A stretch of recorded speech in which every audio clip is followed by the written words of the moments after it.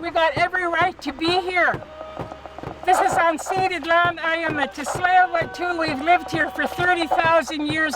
I got a right to be here and say, I don't want any tankers of bitumen coming through my inlet. We said no to the oil companies that get $71 million a day out of the Alberta tar sands. Because you can't put a price on the sacred when our sacred relations are dying over there.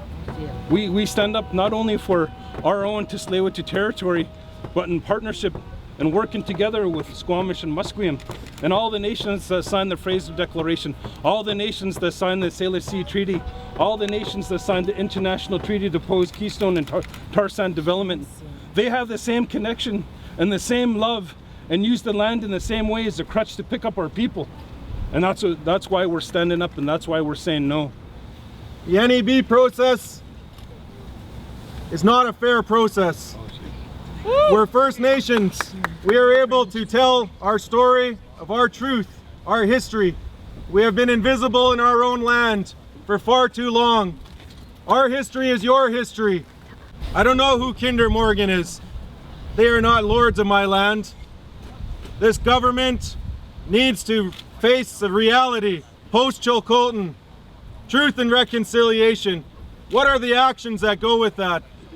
True consent of our peoples of this land. I prefer Oolakan oil. I do not want Alberta oil.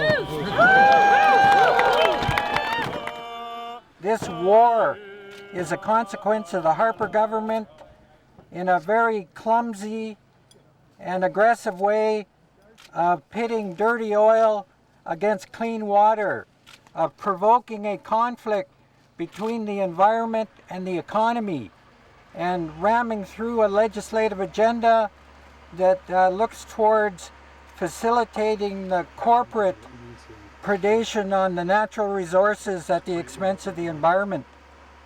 It's a government that has absolutely no respect for the democratic rights of all Canadians.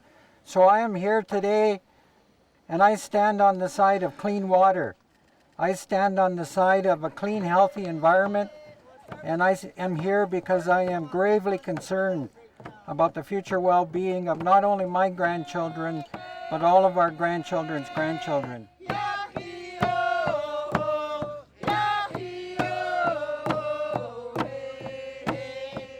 I'm here because you have a right to breathe clean air. You got a right to drink clean water. We got a right to clean land. And even I'm here for the ones who cannot speak. The fish cannot say, don't bring that bitumen through my water because it will poison me and I'll die. The birds will land. 100 years from now, that bitumen will still be in the inlet and we'll be breathing that poison. And I don't see why there should be law blocking people who only want their human rights. This is our human right to drink clean water. The fish have a right to live. These trees have a right to live. We're no better than anything that grows, that lives on our Mother the Earth. We're all children of our Mother the Earth.